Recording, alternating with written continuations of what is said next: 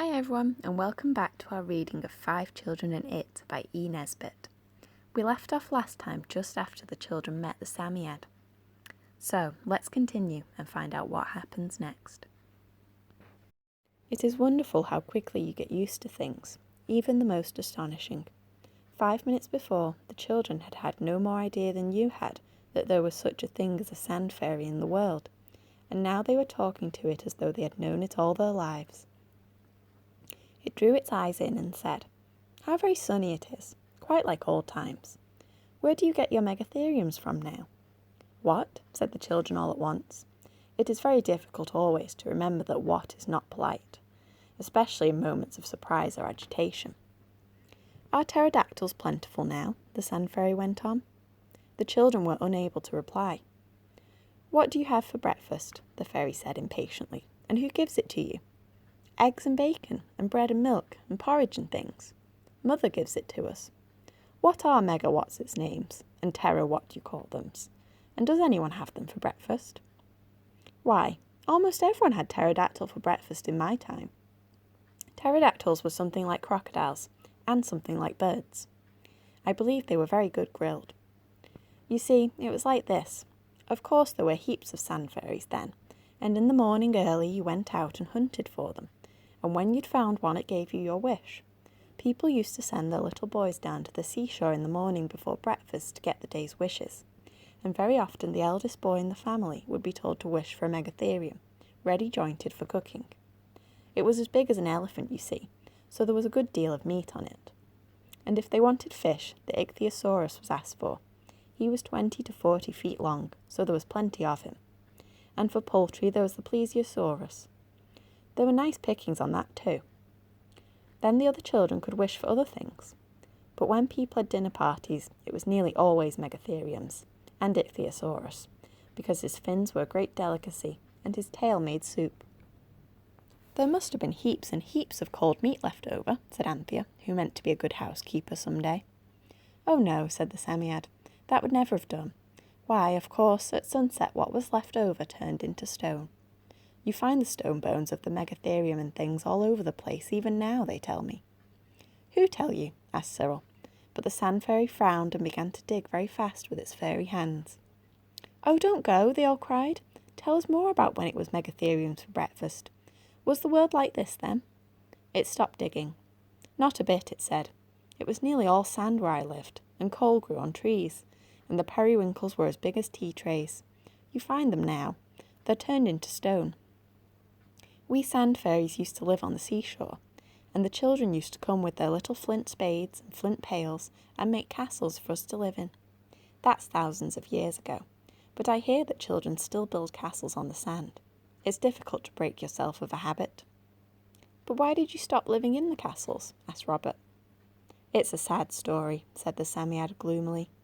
"It was because they would build moats to the castles, and the nasty, wet, bubbling sea used to come in, and of course as soon as a sand fairy got wet it caught cold, and generally died. And so there got to be fewer and fewer, and whenever you found a fairy and had a wish, you used to wish for a megatherium and eat twice as much as you wanted, because it might be weeks before you got another wish." "And did you get wet?" Robert inquired. The sand fairy shuddered. "Only once," it said. "The end of the 12th hair of my top left whisker. I feel the place still in damp weather. It was only once, but it was quite enough for me. I went away as soon as the sun had dried my poor dear whisker. I scurried away to the back of the beach and dug myself a house deep in warm, dry sand, and I've been there ever since. And the sea changed its lodgings afterwards. And now I'm not going to tell you another thing." "Just one more, please," said the children. "Can you give wishes now?" "Of course," said it. "Didn't I give you yours a few minutes ago? You said, 'I wish you'd come out,' and I did." "Oh, please, mayn't we have another?" "Yes, but be quick about it. I'm tired of you." I dare say you have often thought what you would do if you had 3 wishes given you, and have despised the old man and his wife in the black pudding story, and felt certain that if you had the chance you could think of 3 really useful wishes without a moment's hesitation. These children had often talked this matter over, but now the chance had suddenly come to them, they could not make up their minds. Quick, said the Sand Fairy crossly. No one could think of anything. Only Anthea did manage to remember a private wish of her own and Jane's, which they had never told the boys. She knew the boys would not care about it, but still, it was better than nothing. I wish we were all as beautiful as the day, she said in a great hurry. The children looked at each other, but each could see that the others were not any better looking than usual. The Psammead pushed out his long eyes and seemed to be holding its breath and swelling itself out till it was twice as fat and furry as before. Suddenly it let its breath go in a long sigh. I'm really afraid I can't manage it, it said apologetically. I must be out of practice. The children were horribly disappointed. Oh, do try again, they said. Well, said the Sand Fairy, the fact is, I was keeping back a little strength to give the rest of you your wishes with. If you'll be contented with one wish a day among the lot of you, I dare say I can screw myself up to it. Do you agree to that? Yes, oh yes, said Jane and Anthea. The boys nodded. They did not believe the Sand Fairy could do it. You can always make girls believe things much easier than you can boys. It stretched out its eyes farther than ever, and swelled and swelled and swelled. I do hope it won't hurt itself, said Anthea. Or crack its skin, Robert said anxiously. Everyone was very much relieved when the Sand Fairy, after getting so big that it almost filled up the hole in the sand, suddenly let out its breath and went back to its proper size. That's all right, it said, panting heavily. It'll come easier tomorrow. Did it hurt much? Said Anthea. Only my poor whisker, thank you, said he. But you're a kind and thoughtful child. Good day. It scratched suddenly and fiercely with its hands and feet and disappeared in the sand. Then the children looked at each other, and each child suddenly found itself alone with 3 perfect strangers, all radiantly beautiful. They stood for some moments in silence. Each thought that its brothers and sisters had wandered off, and that these strange children had stolen up unnoticed, while it was watching the swelling form of the Sand Fairy. Anthea spoke first. Excuse me, she said very politely to Jane, who now had enormous blue eyes and a cloud of russet hair. But have you seen 2 little boys and a little girl anywhere about? I was just going to ask you that, said Jane. And then Cyril cried, Why, it's you! I know the hole in your pinafore. You are Jane, aren't you? And you're the panther. I can see your dirty handkerchief that you forgot to change after you'd cut your thumb. The wish has come off after all. I say, am I as handsome as you are? If you're Cyril, I liked you much better as you were before, said Anthea decidedly. You look like that picture of the young chorister, with your golden hair. You'll die young. I shouldn't wonder. And if that's Robert, he's like an Italian organ grinder. His hair's all black. You 2 girls like Christmas cards then, that's all. Silly Christmas cards, said Robert angrily. And Jane's hair is simply carrots. It was indeed of that Venetian tint so much admired by artists.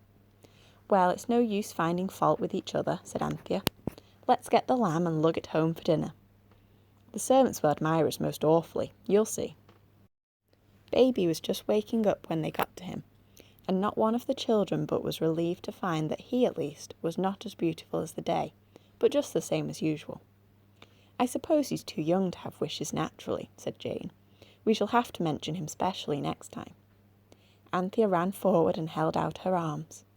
Come then, she said. The baby looked at her disapprovingly and put a sandy pink thumb in his mouth. Anthea was his favourite sister. Come then, she said. Go along, said the baby. Come to own pussy, said Jane. Once my panty, said the lamb dismally, and his lip trembled. Here, come on, veteran, said Robert. Come and have a yiddy on Yobby's back. Ya, narky, narky boy, howled the baby, giving way altogether. Then the children knew the worst. The baby did not know them. They looked at each other in despair, and it was terrible to each, in this dire emergency, to meet only the beautiful eyes of perfect strangers, instead of the merry, friendly, commonplace, twinkling, jolly little eyes of its own brothers and sisters. This is most truly awful, said Cyril, when he had tried to lift up the lamb, and the lamb had scratched like a cat and bellowed like a bull. We've got to make friends with him. I can't carry him home screaming like that.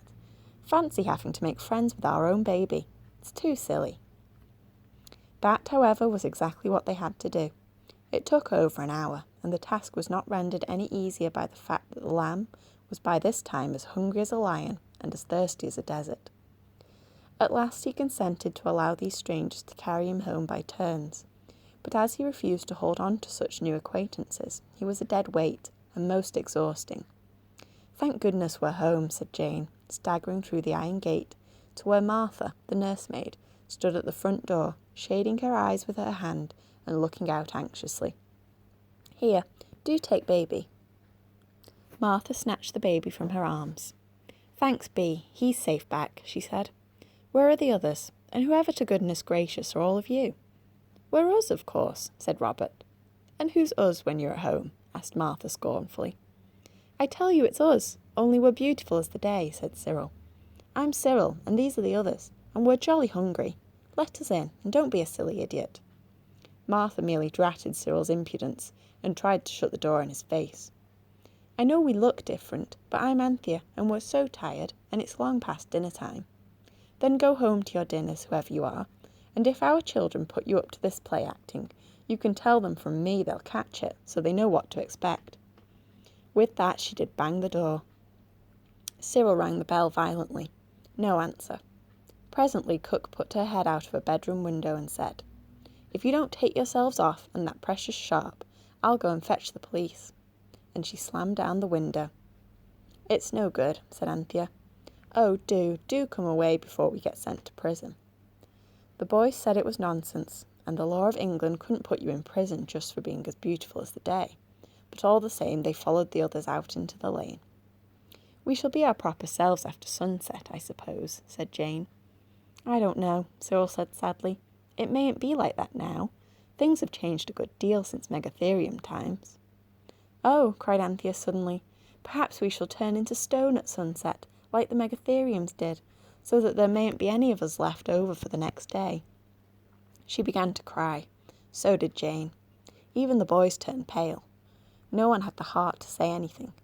It was a horrible afternoon.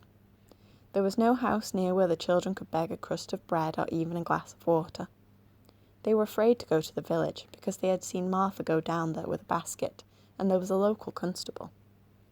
True, they were all as beautiful as the day, but that is a poor comfort when you are as hungry as a hunter and as thirsty as a sponge. 3 times they tried in vain to get the servants in the White House to let them in and listen to their tale.